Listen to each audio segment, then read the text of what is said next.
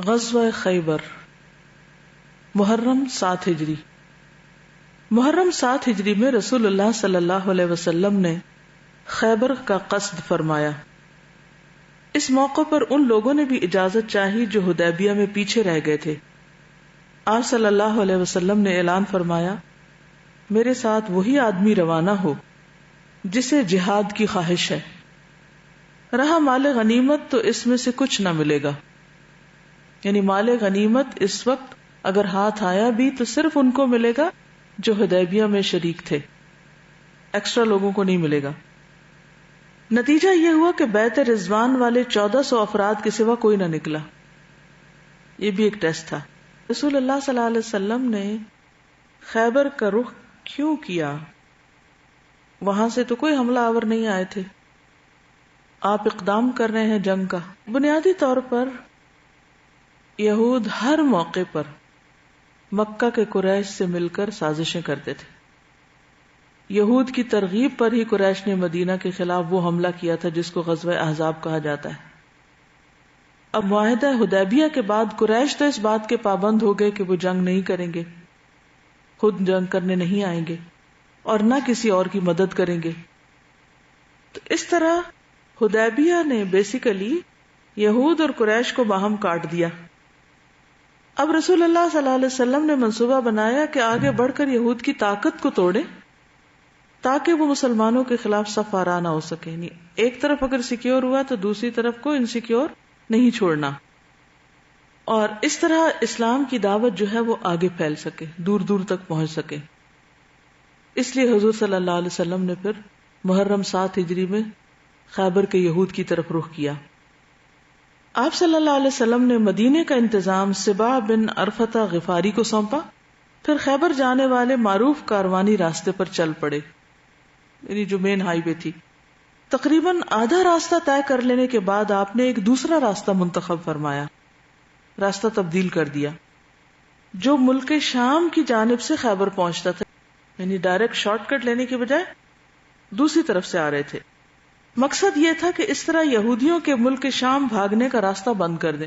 مدینہ کی طرف تو آ نہیں سکتے تھے، لیکن جس طرف جانے کا اندیشہ تھا اس کو بلاک کر دیا۔ آپ نے آخری رات خیبر کے قریب گزاری، مگر یہود بے خبر رہے، پتہ ہی نہیں چلنے دیا۔ پھر صبح فجر کی نماز اندھیرے میں پڑی اور سوار ہو کر خیبر کی آبادی کا رخ کیا۔ ادھر یہود بے خبری میں اپنے پھاوڑے اور ٹوکریاں وغیرہ لے کر اپنی زمینوں میں نکلے تو اچانک لشکر دیکھ کر چیختے ہوئے بھاگے کہ واللہ محمد لشکر سمیت آ گئے ہیں صلی اللہ علیہ وسلم۔ نبی صلی اللہ علیہ وسلم نے فرمایا، اللہ اکبر، خیبر تباہ ہوا۔ جب ہم کسی قوم کے میدان میں اتر پڑتے ہیں تو ڈرائے ہوئے لوگوں کی صبح بری ہو جاتی ہے۔ خیبر مدینہ سے 171 کلومیٹر شمال کی طرف ہے، بعض کہتے ہیں کہ 184 کلومیٹر ہے۔ اس وقت اس کی آبادی 3 حصوں میں بٹی ہوئی تھی، ایک نطاط، دوسرا قتیبہ اور تیسرے شق۔ نطاط میں 3 قلعے تھے، حصن نائم، حصن صعب بن معاذ اور حصن زبیر۔ شق میں 2 قلعے تھے، حصن ابی اور حصن نزار، اور قتیبہ میں 3 قلعے تھے، حصن قموس، حصن وطیح اور حصن سلالم۔ کل کتنے ہو گئے؟ 8۔ ان کے علاوہ خیبر میں مزید قلعے اور گڑھیاں بھی تھیں، مگر وہ چھوٹی تھیں اور قوت اور حفاظت میں ان قلعوں کے ہم پلہ نہ تھیں۔ مزید یہ ہے کہ یہ علاقہ گھنے درختوں سے، یعنی کھجوروں کے باغوں سے گھرا ہوا تھا۔ کہتے ہیں کہ بعض جگہ اتنے گھنے درخت تھے اگر بلندی پر جا کر دیکھیں تو زمین نیچے نظر نہیں آتی۔ نطاط کی فتح۔ رسول اللہ صلی اللہ علیہ وسلم نے نطاط کے قلعوں کے مشرق میں تیروں کی پہنچ سے دور پڑاؤ ڈالا اور حصن نائم کے محاصرے سے جنگ کا آغاز کیا۔ سب سے پہلے ایک قلعے کو گھیرا ڈالا۔ یہ بہت محفوظ، بلند اور مشکل چڑھائی والا قلعہ تھا اور یہود کی پہلی دفاعی لائن کی حیثیت رکھتا تھا۔ اسی میں ان کا شہ زور بہادر مرحب بھی تھا۔ مرحب کی کہانی تو سب نے پڑھی ہوئی نا اردو کی کتابوں میں، جو 1000 مرد کے برابر مانا جاتا تھا۔ یہ پہلوان تھا، یعنی فزیکلی بہت سٹرونگ تھا۔ کہا جاتا ہے کہ چند روز فریقین میں تیر اندازی ہوئی، پھر رسول اللہ صلی اللہ علیہ وسلم نے فتح کی بشارت دیتے ہوئے فرمایا، کل میں جھنڈا ایسے شخص کو دوں گا جو اللہ اور اس کے رسول سے محبت رکھتا ہے اور جس سے اللہ اور اس کے رسول محبت کرتے ہیں. یہ سن کر انصار اور مہاجرین سب نے اسی آرزو کے ساتھ رات گزاری کہ جھنڈا اسے دیا جائے.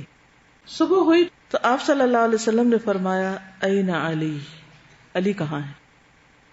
صحابہ نے کہا ان کی آنکھ دکھ رہی ہے، چشم آشوب تھا ان کو. آپ صلی اللہ علیہ وسلم نے انہیں بلا بھیجا اور وہ لائے گئے.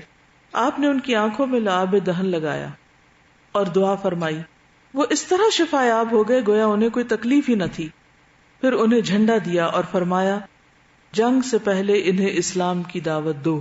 خیبر کا فتح ہونا کوئی آسان کام نہیں تھا، تو بڑی مشکل پیدا ہو گئی تھی کہ اللہ تعالیٰ نے حضرت علی کو بھیج دیا اور ان کے ہاتھوں اللہ نے فتح کروا دیا.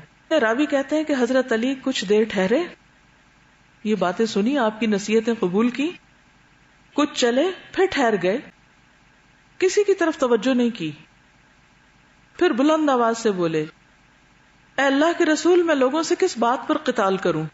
آپ نے فرمایا تم ان لوگوں سے اس وقت تک لڑو جب تک کہ وہ لا الہ الا اللہ اور محمد الرسول اللہ کی گواہی نہ دیں. تو جب وہ لوگ اس بات کی گواہی دے دیں تو انہوں نے اپنا خون اور مال تم سے محفوظ کر لیا سوائے کسی حق کے بدلے کے، اور ان کا حساب اللہ پر ہے. ادھر یہود نے اپنی عورتیں اور بچے شق کے قلعے میں منتقل کر دیے تھے اور اسی صبح طے کیا کہ کھلے میدان میں جنگ کریں گے. چنانچہ حضرت علی ان کے پاس پہنچے تو انہیں جنگ کے لیے بالکل تیار پایا. آپ نے انہیں اسلام کی دعوت دی. کس کو؟ یہود کو. انہوں نے صاف انکار کر دیا کہ ہم نہیں قبول کرتے. اور مرہب نے اپنی تلوار لے کر ناز اور تکبر سے اٹھلاتے ہوئے دعوت مبارزت دی، 1-on-1 لڑائی پر. وہ کہتا تھا خیبر جانتا ہے کہ میں مرہب ہوں، سب کو پتا ہے میں کون ہوں، ہتھیار پوش، بہادر، تجربہ کار. جب جنگ و پیکار شعلہ زن ہو اس وقت میری مہارتیں کام آتی ہیں. اس کے مقابل حضرت عامر بن اقوا نمودار ہوئے، حضرت سلمہ کے بھائی ہیں. وہ کہہ رہے تھے خیبر جانتا ہے کہ میں عامر ہوں، ہتھیار پوش، شہزور اور جنگجو. پھر دونوں نے ایک دوسرے پر وار کیا. مرہب کی تلوار حضرت عامر کی ڈھال میں پھنس گئی اور حضرت عامر نے چاہا کہ اپنی تلوار سے یہودی کی پنڈلی کاٹ دے. یعنی اوپر سے تو سامنے بیچ میں ڈھال آ گئی نا، شیلڈ، تو انہوں نے کیا کیا، نیچے سے تلوار چلانا چاہیے، مگر ان کی تلوار چھوٹی تھی، یعنی ریچ کم تھی. اس کی پنڈلی تک پہنچنے کی بجائے پلٹ کر حضرت عامر کے گھٹنے میں آ لگی اور بعد میں وہ اسی چوٹ سے انتقال کر گئے. نبی صلی اللہ علیہ وسلم نے ان کے متعلق فرمایا ان کے لیے دگنا اجر ہے، وہ بڑے جانباز مجاہد تھے، کم ہی ان جیسا کوئی عرب روئے زمین پر چلا ہوگا.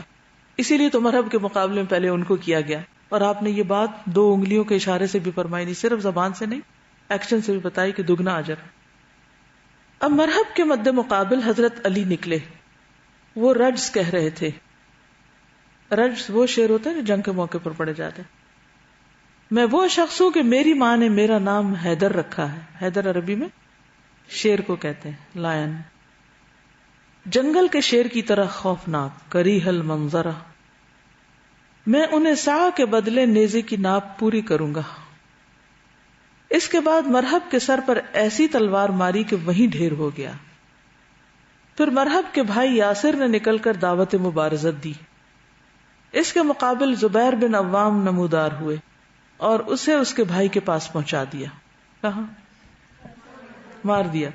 اس کے بعد گھمسان کا رن پڑا اور کئی یہودی مارے گئے، جس سے ان کے حوصلے ٹوٹ گئے اور وہ اپنے مورچے چھوڑ کر بھاگ نکلے. مسلمانوں نے ان کا پیچھا کیا اور قلعے میں داخل ہو گئے.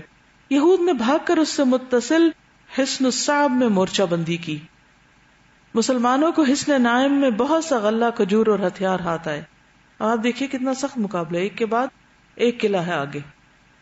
اس کے بعد مسلمانوں نے حضرت حباب بن منذر کی زیر قیادت حصن الصعب کا محاصرہ کر لیا. صعب کس کو کہتے ہیں؟ ڈیفیکلٹ.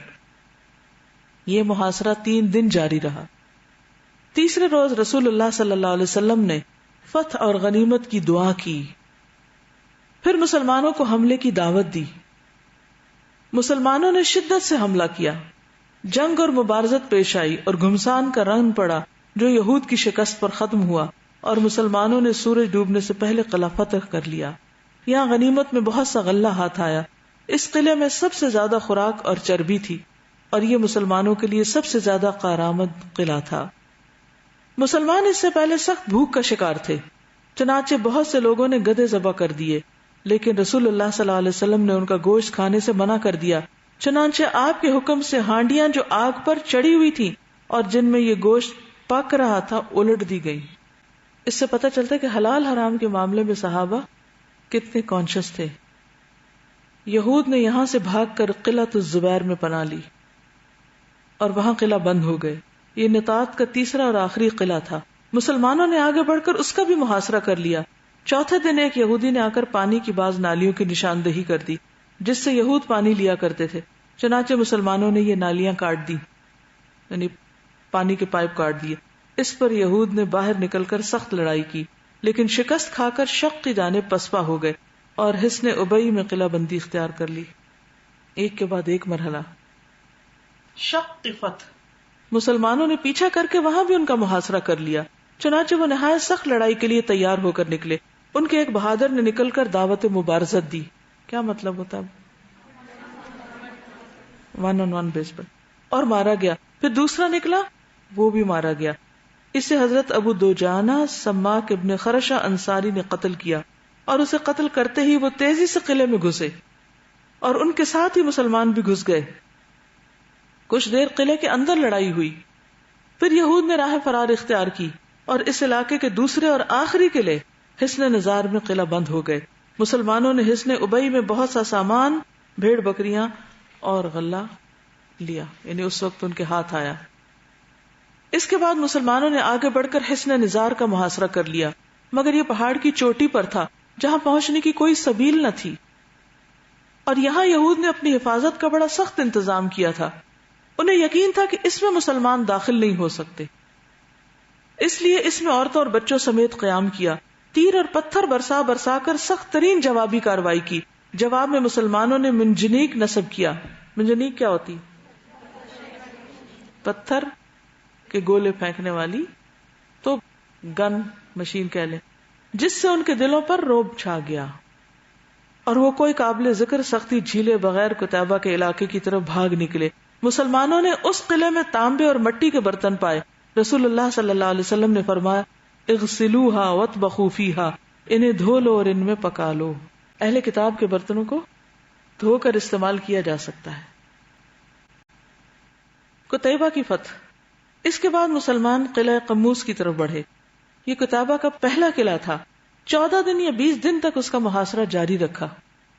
اس کے بعد کہا جاتا ہے کہ یہود نے پناہ طلب کر لی، اور کہا جاتا ہے کہ مسلمانوں نے بزور طاقت قلعہ فتح کیا، یعنی دونوں طرح کی خبریں، اور یہود باقی 2 قلعے وطیخ اور سلالم کی طرف بھاگے۔ لیکن جب مسلمانوں نے ان کے محاصرے کے لیے پیش قدمی کی تو یہود نے اس شرط پر امان طلب کر لی کہ وہ عورتوں اور بچوں سمیت خیبر کی سرزمین سے جلا وطن ہو جائیں گے، یعنی خیبر چھوڑ دیں گے۔ آپ صلی اللہ علیہ وسلم نے یہ شرط منظور کر لی اور یہ بھی اجازت دے دی کہ سونے، چاندی، گھوڑے اور ہتھیار کے علاوہ وہ اپنی سواریوں پر جو کچھ اور جتنا کچھ لاد سکتے ہیں لے جائیں، اور اگر چھپایا تو ذمہ ختم سمجھا جائے گا۔ اس کے بعد انہوں نے دونوں یا تینوں قلعے مسلمانوں کے حوالے کر دیے۔ مسلمانوں کو 100 زرہیں، 400 تلواریں، 1000 نیزے، 500 عربی کمانیں ہاتھ آئیں۔ تورات کے کچھ صحیفے بھی ملے، لیکن یہ مانگنے والوں کو واپس دے دیے گئے۔